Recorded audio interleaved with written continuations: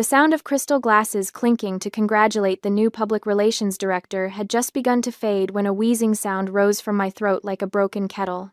I am Sailor Cole, an antique book restoration expert, someone far more accustomed to paper dust and silence than to lavish parties like this one. I was completely out of place in this room full of designer suits and calculated smiles. My sister, Sloane, stood on the small podium at the front of the VIP room, her perfectly white teeth gleaming under the amber lighting. She leaned into the microphone with that practiced PR smile that never quite reached her eyes. "Here we go again," she said, her voice dripping with theatrical exhaustion. "Sailor, don't make a scene. It's just mushroom soup. There's no crab. Or do you want to ruin my promotion party?" A ripple of uncomfortable laughter went through the room. Sloane thought she had scored points with her biting humor, playing to the crowd like she always did. She was basking in their attention, in their approval. But she didn't expect that the man sitting directly across from me, Mr. Magnus Thorne, group chairman and the very person who had just signed her promotion decision, was staring at my soup bowl with a look of absolute horror. Because Magnus Thorne's daughter also suffers from a deadly shellfish allergy, he has sufficient knowledge about anaphylaxis. He knows what it looks like when someone's airway begins to close. Before I could even process what was happening, Magnus was moving. He was pulling an EpiPen from the inside pocket of his $5,000 suit and rushing toward me with the kind of speed that seemed impossible for a man of 58. But let me back up. To understand why I was in this near-death situation, I need to recount what happened earlier that evening. This was supposed to be an intimate dinner party celebrating Sloane's promotion in the VIP room of Étoile, a 3 Michelin-starred restaurant where reservations required a 3-month wait and a credit card with no limit. The room was bathed in dim, golden lighting that made everything look like it belonged in a luxury magazine spread. Chandeliers dripped with crystals. The walls were lined with dark wood paneling. The atmosphere reeked of old money and new ambition. I am 26 years old. Despite my age, I've already made a name for myself as an antique book conservator. Some people in academic circles call me the surgeon for history because of my cold demeanor, my ruthless logic, and my deep understanding of the chemistry involved in preservation. I work with materials that are centuries old, treating them with the kind of precision that most people reserve for defusing bombs. My hands have saved manuscripts that survived wars, floods, and fires. My job requires patience, silence, and a respect for the fragility of beautiful things. My sister Sloane, on the other hand, is 29 and has just been promoted to Public Relations Director at Thorne Global, one of the largest multinational corporations in the country. She has a glamorous exterior, designer clothes, perfect hair, and a smile that she can turn on and off like a light switch. Where I am quiet and careful, she is loud and reckless. Where I preserve, she destroys. Our parents, Alastair and Cordelia Cole, are both 60 years old and famously vain. They sat at the table that evening, beaming at Sloane's new title, basking in reflected glory. They loved to talk about Sloane's important career, her connections, her visibility. Meanwhile, they constantly looked down on my work, dismissing it as dusty or depressing because they don't understand its true stature. To them, I am the disappointing daughter who chose books over boardrooms. The tension that led to my poisoning, yes, poisoning, let's call it what it was, began before the party even started. Sloane had been in the restaurant's lobby earlier that evening when Magnus Thorne arrived. She had tried to intercept him, to pull him aside and show him a media report she had prepared about Thorne Global's latest acquisition. She wanted his attention. She wanted his praise. Instead, Magnus spotted me standing near the coat check, and his face lit up with genuine interest. He walked right past Sloane and spent a full 20 minutes discussing the deacidification process of ancient paper with me. He asked detailed questions about pH balance, about alkalization treatments, about the difference between European and Asian paper fibers. He was fascinated.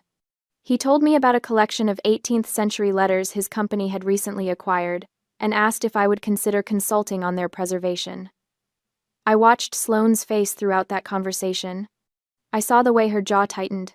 I saw the way her fingers curled into fists at her sides. I saw the rage building behind her eyes. This was supposed to be her night, her moment. And here I was, the little sister with the boring job, stealing the attention of the most important person in the room. Sloane's jealousy was insane and dangerous. She wanted to humiliate me. She wanted to prove to everyone that I was weak, or worse, that I was faking my allergy to manipulate others, to get attention, to make everything about me. She believed that a little crab essence wouldn't kill anyone. She thought it would just make me itch a little, maybe cause some hives. She wanted me to lose face in front of Magnus, in front of our parents, in front of everyone who mattered, so she set her trap. I didn't see it happen, but I pieced it together later from witness statements. Sloane had excused herself from the table about 30 minutes before the soup course. She found Chef Bastien in the kitchen, a man known for his creative interpretations of classic French cuisine. "Chef Bastien," she had said, turning on that megawatt PR smile. "I have a special request. I've heard everyone praising your famous crab fat oil, the one you use in your signature bouillabaisse. It's supposed to be incredible." Chef Bastien had nodded, pleased. His crab fat oil was indeed famous among food critics. It was made by slowly rendering the roe and fat from blue crabs, infusing it with aromatics until it became liquid gold, amber-colored, rich, and intensely flavorful. "I was wondering," Sloane continued, "if today, on this important day for me, I could experience something special. Could you add just a touch of that crab oil to the truffle mushroom soup? I think the combination would be extraordinary. Novel. Unexpected." Chef Bastien was surprised by the request. Crab and truffle wasn't a traditional pairing, but he was also a creative chef, always willing to experiment for clients who showed genuine interest in his craft. He thought about it for a moment, the umami of the crab fat, the earthiness of the truffle, the sweetness of the mushrooms. It wasn't a bad idea, actually. "It could work. For you, Miss Cole, on your special evening," he said with a small bow. "I'll prepare one bowl with the crab oil as an amuse-bouche before the main soup course." "Thank you so much," Sloane said sweetly. "You're an artist." What Chef Bastien didn't know, what he couldn't have known, was that there was a conspiracy behind the request. He had no idea that Sloane had a sister with a life-threatening shellfish allergy. He had no idea that the bowl he was so carefully preparing would be used as a weapon. When the soup arrived, it was beautiful. The waiter, a young man named Andy, placed the bowls carefully on the table. Mine had those gorgeous reddish-brown oil swirls on top, catching the candlelight and shimmering like melted copper. Sloane leaned over to me, her voice soft and sisterly. "I asked Chef Bastien to add a little smoked chili oil and pine mushroom extract to yours," she said. "I know you find rich food overwhelming sometimes, so I thought this would make it easier for you to eat. The chili adds a nice warmth without being too heavy." I should have known better. I am a cautious person by nature. It's part of what makes me good at my job. When you work with materials that are 400 years old, you learn to question everything, to test every solution, to verify every procedure. But this time, I was negligent. My sister's enthusiasm, the luxurious space, the golden lighting, it all deceived my senses, and the soup itself was a perfect deception. The intense scent of truffle mushrooms filled my nostrils, earthy and overwhelming. The amber color of the crab fat oil looked exactly like truffle oil. The mushroom scent completely masked the slight fishy smell that I might have otherwise detected. I suspected absolutely nothing. I picked up my spoon and ate a small mouthful. The taste was incredible. Rich, savory, complex. For about 5 seconds, I thought Sloane had actually done something kind for me. Then my throat began to close. The reaction was immediate and violent. My throat constricted like someone had wrapped a fist around my windpipe and was squeezing with all their strength. My lips started to tingle, then burn, then swell. I could feel my tongue thickening in my mouth, blocking my airway. My skin erupted in hives, angry, red welts that spread across my arms and chest like wildfire. I tried to stand up, but my legs wouldn't support me. The room tilted sideways. I fell from my chair, hitting the plush carpet hard enough to knock the wind out of me, or what little wind I had left. I couldn't breathe. I couldn't speak. I couldn't do anything except claw at my throat and make these horrible wheezing sounds that didn't sound human. And through it all, I could hear my sister laughing. Not a nervous laugh. Not an "oh no, what have I done" laugh. A triumphant laugh. "See? See?" Sloane said, her voice carrying across the VIP room. "She's eating mushrooms and pretending to be allergic to crab. This year's Oscar for Best Actress goes to Sailor Cole." There was uncertain laughter from some of the guests. Others looked uncomfortable, unsure whether this was some kind of family joke or something more serious. "Come on, Sailor," Sloane continued, walking closer to where I was writhing on the floor. You can drop the act now. You've got everyone's attention. Isn't that what you wanted? To make my special night all about you? I tried to look at her, tried to make her see that this wasn't an act, that I was dying. But my vision was starting to tunnel.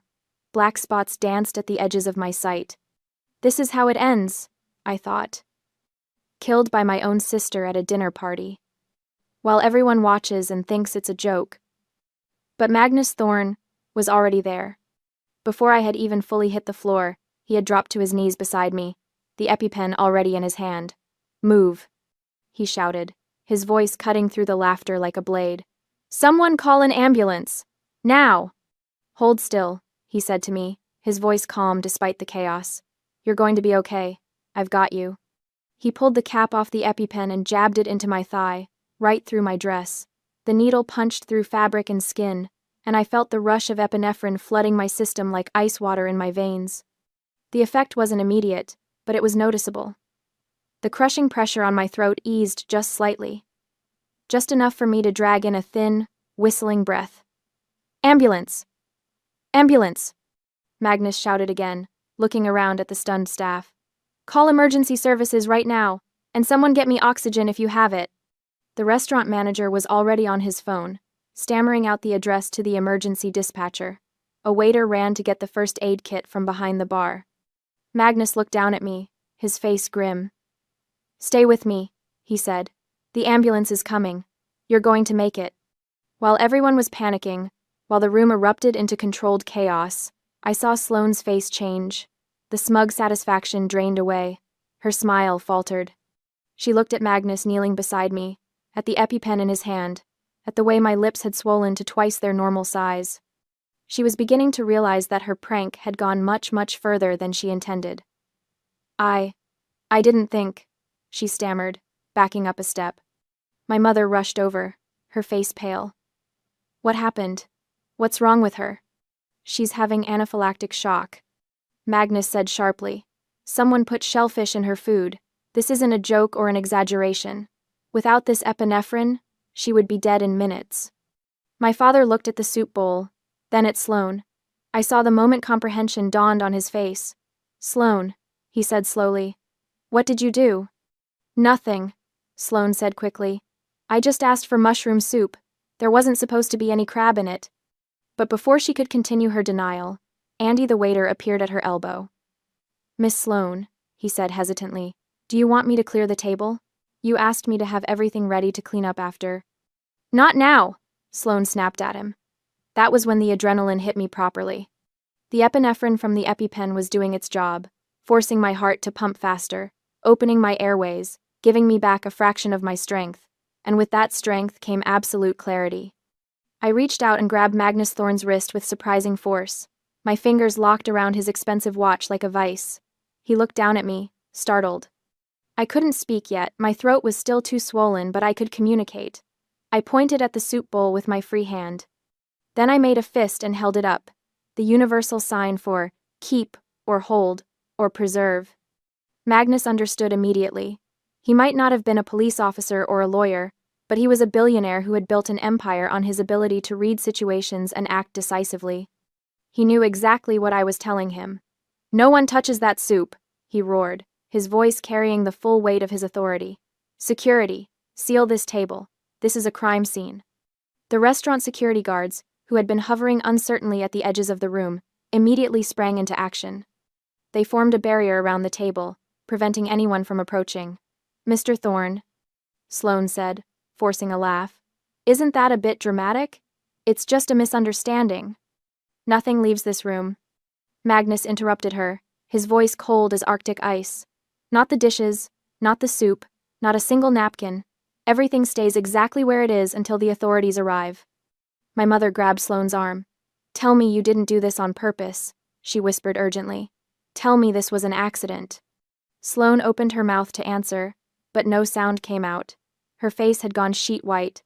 I lay on the floor, still holding Magnus's wrist, and felt a grim satisfaction spread through me despite the pain, despite the fear, despite the fact that I could barely breathe. I had used my last bit of strength to preserve the most important evidence, the soup, that nearly killed me. The proof of what my sister had done. That was my first small victory before the darkness started to creep in at the edges of my vision again. The last thing I remember before the paramedics arrived was Magnus leaning over me, his hand steady on my shoulder, and saying, "You're a fighter. Good. You're going to need that." The paramedics worked on me right there in the VIP room, while Magnus gave orders like a general commanding troops. They gave me another dose of epinephrine, hooked me up to oxygen, checked my vital signs. My blood pressure was dangerously low. My oxygen saturation was in the 70s, it should have been in the 90s. "We need to transport immediately," one of the paramedics said. "She needs to be in the ER under observation. Anaphylaxis can have a biphasic reaction, she could crash again in a few hours." But before they could wheel me out on the stretcher, Magnus turned to face Sloane. His expression was carved from stone. "You said this was normal mushroom soup?" he asked her, his voice deadly quiet. Sloane's hands were shaking. She clasped them together to hide it. "Yes," she said, but her voice cracked on the word. "Of course it was normal mushrooms. The girl always overreacts to everything. She's probably just having a panic attack." "A panic attack doesn't cause your airway to close," Magnus said flatly. "A panic attack doesn't require an EpiPen. Stop lying." That was when Chef Bastien burst into the VIP room. He had been in the kitchen when Andy informed him that there had been a medical emergency involving the soup. He had been told that a guest was allergic to shellfish. The words had hit him like a physical blow. "Miss Sloane," he said, his face flushed with distress and confusion. "The waiter just told me what happened." "But I don't understand, you requested the crab fat oil yourself. You asked me to add it to the truffle soup. You said it was your special request." A tense hush cut through the chaos of the banquet room. Every eye turned to Sloane. "You said you liked it," Chef Bastien continued, not realizing he was signing her death warrant with every word. "You said it would be novel and unexpected. I thought you wanted to try it." Andy stepped forward then, the young waiter who had been serving our table all evening, and Miss Sloane signaled for me to place that specific bowl in front of Miss Saylor. He added quietly, "I remember because you made very clear eye contact with me and pointed to her seat." Silence. Complete, suffocating silence. I lay on the stretcher, the oxygen mask covering half my face, and I watched my family's illusions collapse in real time. My father's face had gone gray. My mother's hand flew to her mouth. They were staring at Sloane like they had never seen her before. Because this wasn't an accident. This wasn't a misunderstanding. This wasn't even negligence. This was a deliberate trap, carefully planned and coldly executed. "Sloane," my father said, his voice hollow, "tell me they're wrong. Tell me you didn't do this on purpose." Sloane looked around the room wildly, like a cornered animal searching for an escape route. "I just thought, she always makes such a big deal about her allergy. I thought if she just had a tiny bit, she'd realize she's been exaggerating all these years. I thought it would just make her a little uncomfortable, maybe get some hives. I never meant for it to be this serious." "You never meant to almost kill your sister?" Magnus said, his voice sharp enough to cut glass. "Is that your defense?" "It was supposed to be harmless." Sloane's voice was rising now, becoming shrill. "She's always been so dramatic about everything. I just wanted her to stop being the center of attention for once. This is my night, my promotion, and she has to make it all about her and her stupid allergy." "Shut up," my father said. I had never heard him speak to Sloane that way before. In our family, Sloane was the golden child, the one who could do no wrong. My father's harsh tone shocked everyone into silence. "We need to leave," one of the paramedics said urgently. "Her condition could deteriorate. She needs to be in a hospital." They started wheeling me toward the door. As I passed my family, I looked each of them in the eye. My mother was crying, her perfect makeup running down her cheeks. My father looked like he had aged 10 years in the last 10 minutes, and Sloane looked terrified. Good, I thought. Be terrified. The most sophisticated toxicity doesn't come from slaps or obvious violence. It comes from actions that are sugar-coated in the name of care. When someone deliberately tests your safety boundaries, when they play with your life and call it a joke, they aren't joking. They're showing you exactly who they are. I had spent 26 years being the understanding younger sister, the quiet one, the the one who didn't make waves or cause scenes. The one who accepted being overlooked, underestimated, and dismissed because keeping the peace was easier than fighting back. But as those ambulance doors closed and the siren started wailing, something fundamental shifted inside me. Sloane wasn't just jealous. She was willing to risk my life, genuinely risk ending it just to satisfy her ego, just to punish me for daring to be good at something, for daring to be interesting to someone who mattered. And my parents, who had always defended Sloane, who had always made excuses for her cruelty and dismissed my hurt feelings as oversensitivity, they could no longer deny the naked truth that had just been laid bare before their eyes. I felt a coldness spread through me, and it had nothing to do with the anaphylaxis. It was the cold that comes when emotional bonds snap like overstretched rubber bands. It was the ice that forms when you finally, stop lying to yourself about people you love. The paramedic adjusted my oxygen mask. "How are you feeling?" she asked gently. I couldn't speak yet, my throat was still too swollen, and the damage to my vocal cords would take weeks to heal, but I raised my hand and made a gesture that she interpreted as, okay. I wasn't okay, though. Not physically, and certainly not emotionally, but I was clear-eyed. I was done being the submissive younger sister who accepted crumbs of affection and swallowed injuries in silence. I would handle this the way I handle a book that's been eaten by mold, with ruthless precision, removing every trace of the harmful agent until nothing remained but clean paper. Sloane had tried to destroy me. Instead, she had freed me. Now I would show her what happens when you push someone who has spent their whole life being careful, being controlled, being quiet. You don't get an explosion. You get something far worse. You get precision. The chaos spilled out from the restaurant lobby onto the sidewalk just as the ambulance doors were being prepped to receive me. Magnus Thorne stood near the rear of the vehicle, his phone already in his hand, his finger hovering over the number for his personal attorney, who also had direct connections to the district attorney's office. "I'm calling the police," he announced. Sloane had followed us out, pushing past the security team, desperate to control the narrative. Her heels clicked frantically on the pavement.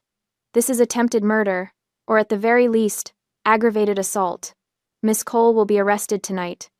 Sloane went white as paper. The last traces of color in her cheeks drained away completely. "No," she whispered. "No, please, Mr. Thorne.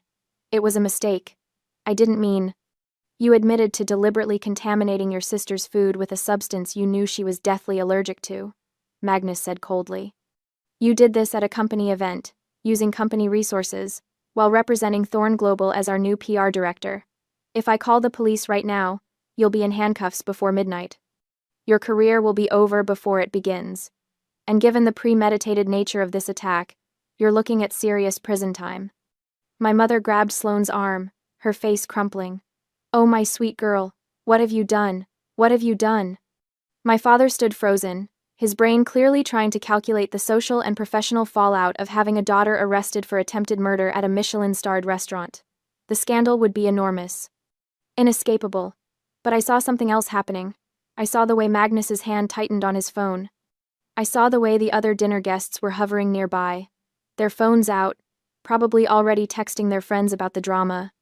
I saw the restaurant manager wringing his hands, clearly terrified about the publicity nightmare this would create, and I saw my opportunity. Despite lying on the stretcher with my throat still swollen and my voice reduced to a hoarse rasp, I raised my hand. I clawed the oxygen mask down from my face.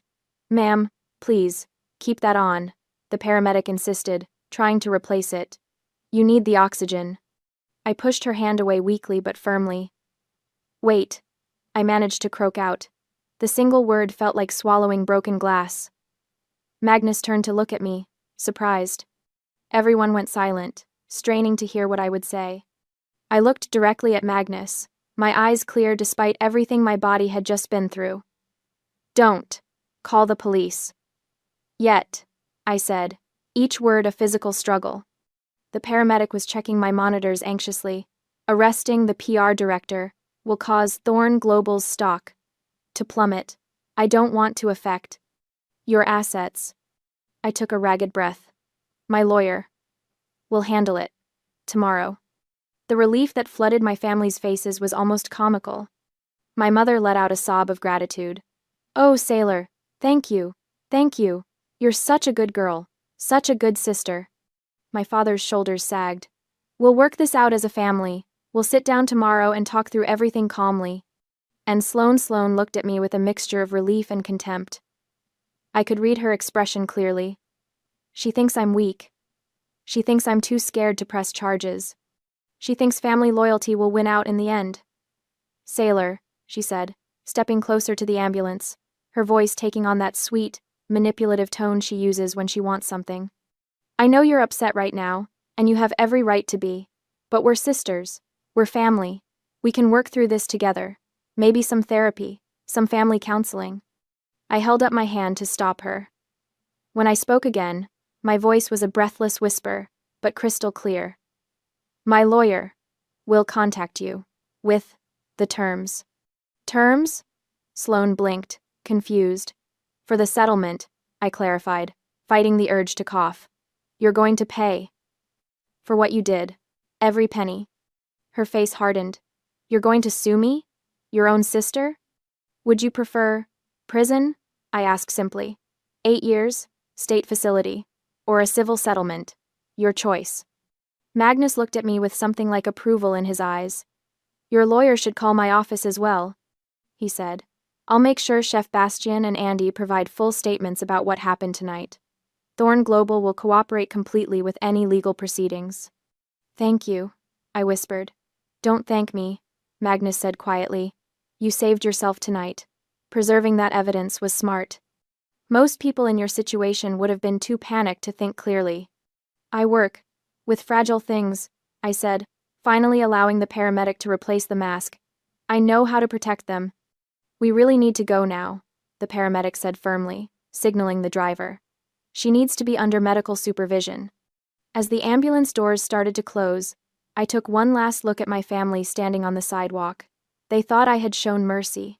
They thought I had chosen family over justice. They thought I was still the same quiet, accommodating sailor who always put their needs before her own. They were wrong. I needed time. Time to build an airtight case. Time to let them relax their guard. Time to gather every piece of evidence that would make what came next absolutely undeniable. Sloane thought, working with a lawyer tomorrow meant some gentle negotiation, maybe a small payment to smooth things over, maybe an apology that would let us all move on and pretend this never happened. She had no idea what was coming. I spent 3 days in the hospital. The anaphylaxis had done more damage than the doctors initially realized. My vocal cords were inflamed and damaged from the swelling, leaving my voice hoarse and weak. I would need weeks of speech therapy to fully recover. The repeated doses of epinephrine had strained my heart, requiring cardiac monitoring. And psychologically, I was a mess. Nightmares of choking, panic attacks triggered by the smell of mushrooms, a bone-deep terror every time I had to eat anything. But I didn't rest. I didn't waste a single moment feeling sorry for myself. On the second day, while I was still hooked up to IVs and monitors, I had my lawyer, Mr. Lewis, visit me. He was a sharp, aggressive attorney in his mid-40s who specialized in civil litigation and personal injury cases. I had hired him 3 years ago to handle a contract dispute, and he had impressed me with his ruthless efficiency. Tell me everything, he said, pulling out his tablet to take notes. We have physical evidence in the form of the soup itself. And we have Magnus Thorn as a witness to your medical emergency and his immediate intervention. I want affidavits from Chef Bastien and Andy, I said, my damaged voice barely above a whisper, in writing, notarized, before they have a chance to be pressured by my family or anyone else. Consider it done, Mr. Lewis said. I'll have them within 48 hours. And I want a full medical report documenting every injury, the throat damage, the cardiac strain, the psychological trauma, everything. Already ordered. The hospital is cooperating fully. I looked at him steadily. I want her destroyed, Mr. Lewis. Not hurt, not embarrassed. Destroyed. I want her to lose everything she values: her career, her money, her reputation. I want my parents to understand exactly what their golden child is capable of, and I want it all done legally, cleanly, and completely. Mr. Lewis smiled. It wasn't a nice smile.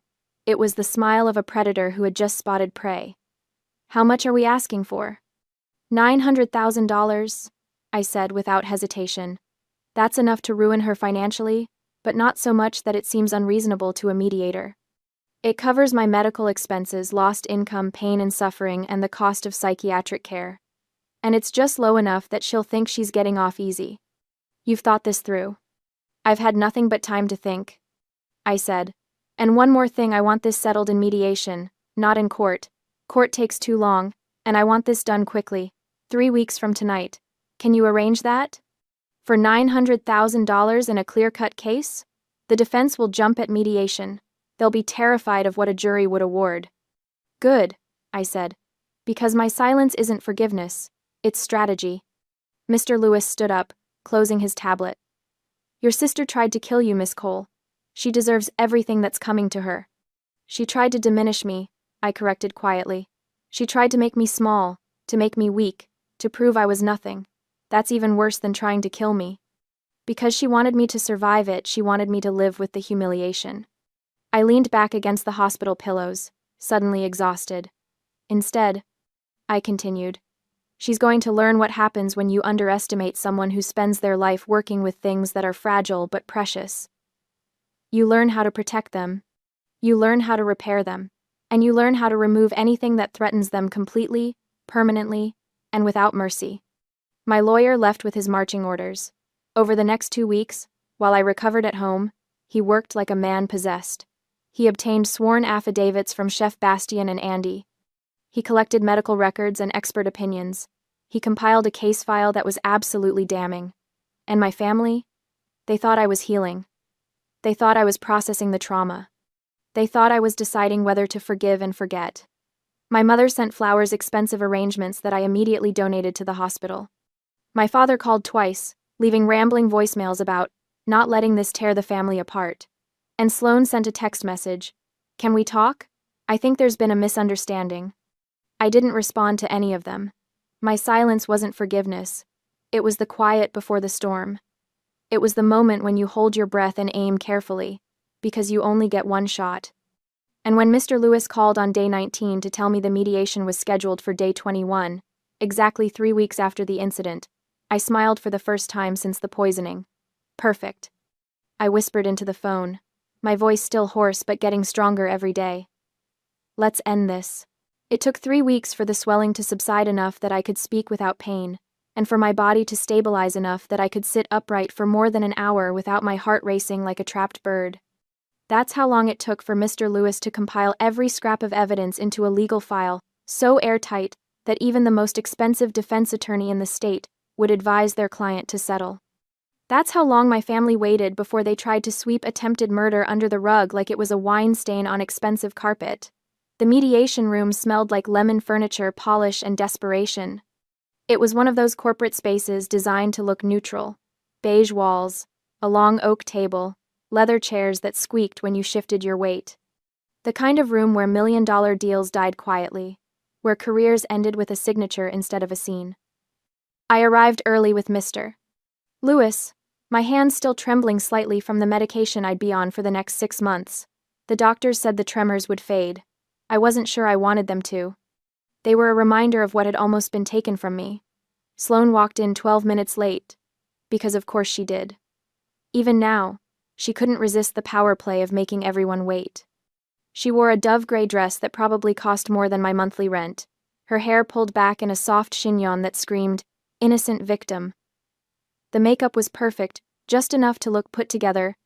Not so much that she seemed callous, but it was her expression that made my stomach turn. That carefully practiced look of remorse, eyes just slightly wider than usual, lips pressed together in what was supposed to be anguished restraint. I'd seen that face 1,000 times growing up. It was the face she made when she wanted something, when she needed someone to believe her, when she was about to lie so smoothly that even she might believe it. Mom and Dad flanked her like bodyguards. Dad's jaw was set in that stubborn way that meant he'd already decided how this was going to go. Mom kept glancing at me with eyes that held something I'd never seen before, fear, maybe, mixed with a desperate kind of pleading. They looked at me the way people look at bomb timers counting down. "Sailor," Mom started, her voice doing that soft, soothing thing she used to do when I was little and had scraped my knee. "Honey, we're so glad you're feeling better." I didn't respond. Mr. Lewis had coached me. Speak only when necessary. Let the evidence do the talking. Don't let them manipulate your emotions. I folded my hands on the table, felt the cool wood beneath my palms, and waited. Sloane leaned forward, and right on cue, her eyes began to glisten. Sailor, Her voice cracked perfectly, a hairline fracture in porcelain. I need you to know how sorry I am. I swear, I only thought you'd get an itchy rash or something. Maybe your throat would get a little scratchy. I just wanted to tease you a bit, you know? Get you to loosen up. Stop being so serious all the time. She reached across the table like she wanted to take my hand. I pulled mine back. I didn't know. She continued. And now there were actual tears, impressive, really. I didn't know you would almost die. If I'd known, I never would have. Stop. The word came out harder than I intended, sharp enough that everyone flinched. My mother jumped in immediately, her own version of damage control. Sailor, please. Your sister made a mistake, a terrible mistake, but she didn't mean for things to go this far. After all, she didn't think it would be this bad. Can't you just let it go? Let it go. As if my sister hadn't watched me convulse on a restaurant floor. As if she hadn't put crab fat oil into my soup, and then sat there, wine glass in hand, waiting to see what would happen. As if I didn't think it would be this bad was somehow a defense for poisoning someone. Dad cleared his throat, his voice taking on that paternal weight that used to make me fall in line as a kid. Sailor, I know you're angry. You have every right to be. But at the end of the day, no matter what happens, we are your only family, aren't we? Family forgives. Family moves forward. Something inside me cracked, but not the way they wanted. I felt it in my chest, that final tether snapping clean.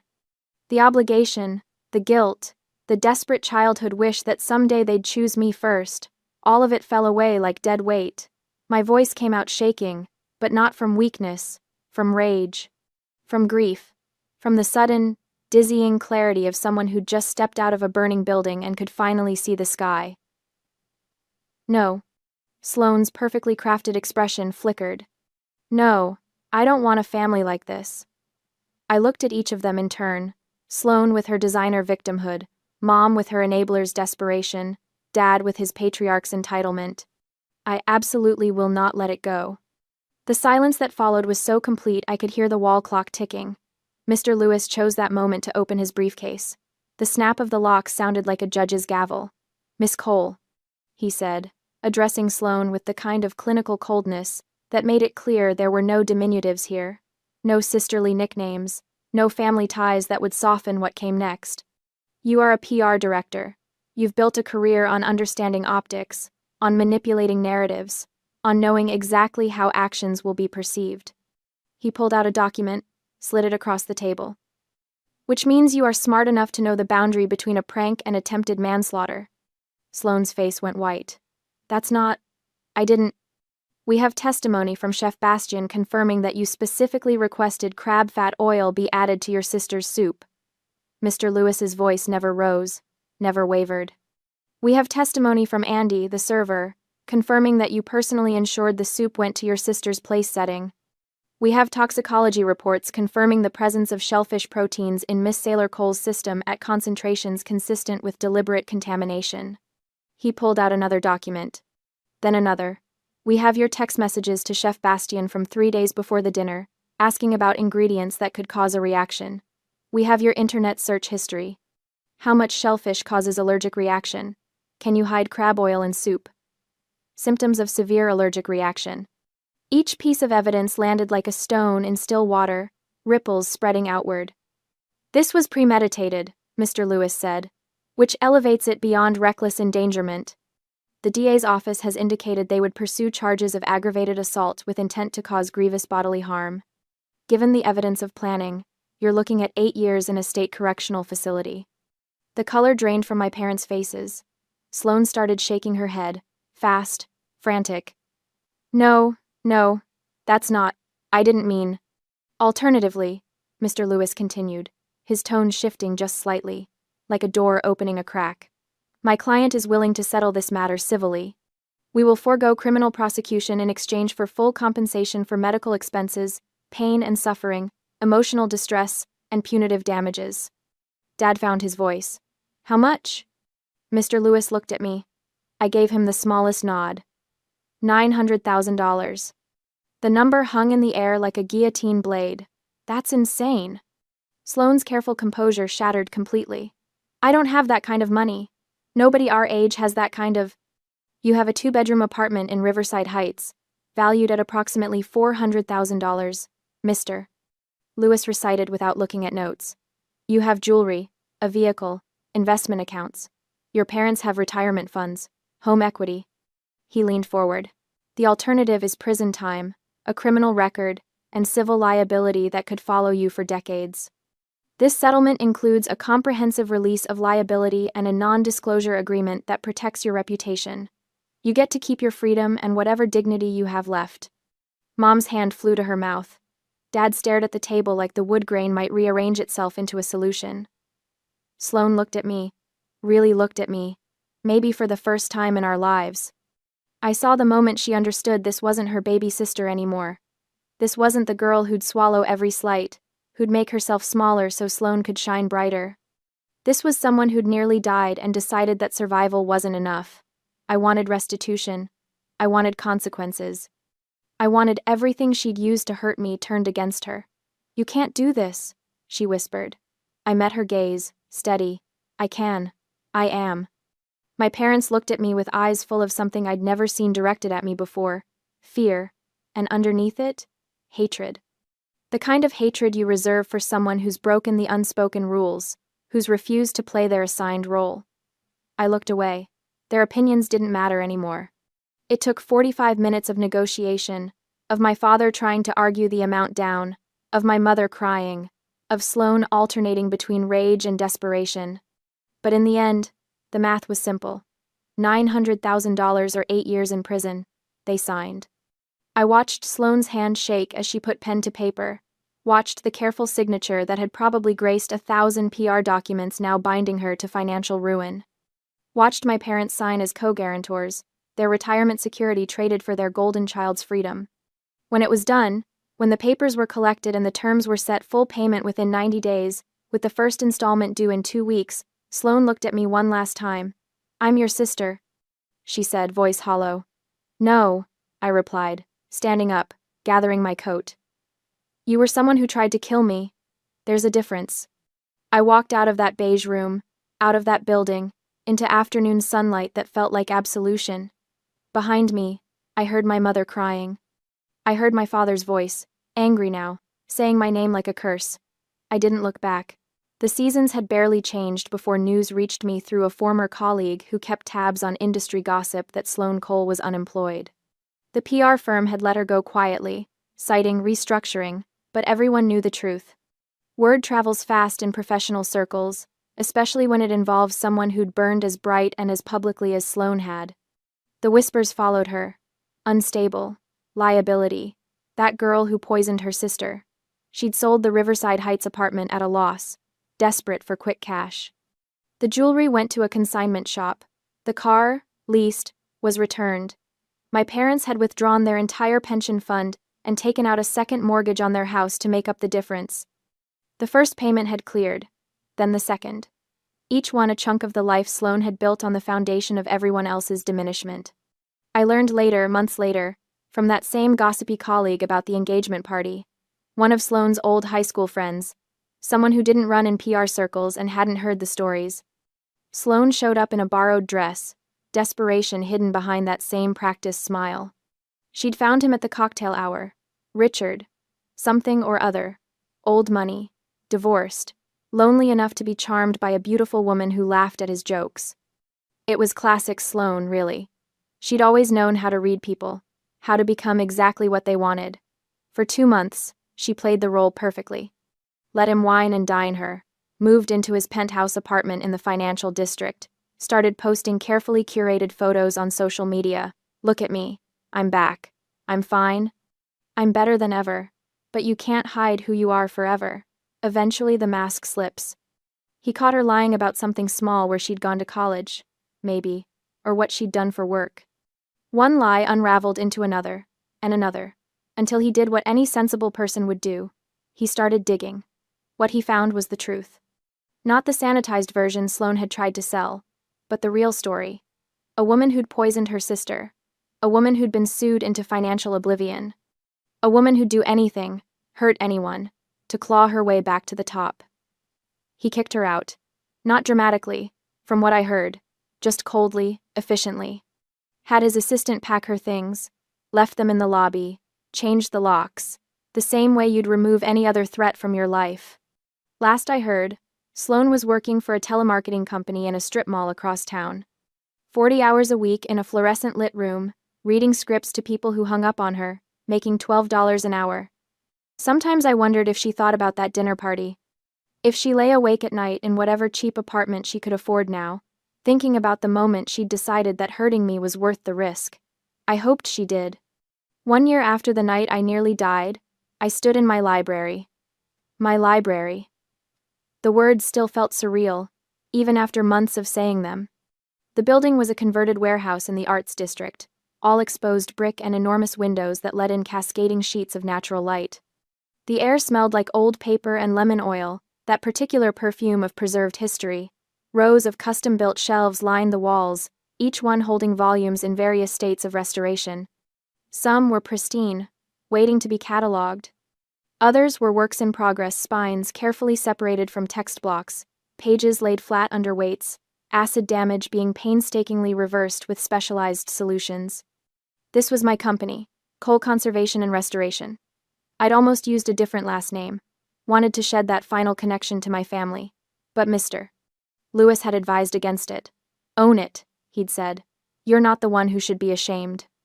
The settlement money had been the seed, $900,000, minus legal fees, minus medical expenses, minus the cost of therapy I'd needed to process what my own sister had done to me. What remained was enough to lease this space, buy equipment, hire 2 junior conservators, and establish a reputation. Turned out, nearly dying had made me something of a legend in certain circles. The book conservator who'd almost been murdered, who'd survived and built an empire. It was morbid, maybe, but I didn't mind. People remembered me. People hired me. And Magnus Thorne had opened doors I'd never imagined walking through.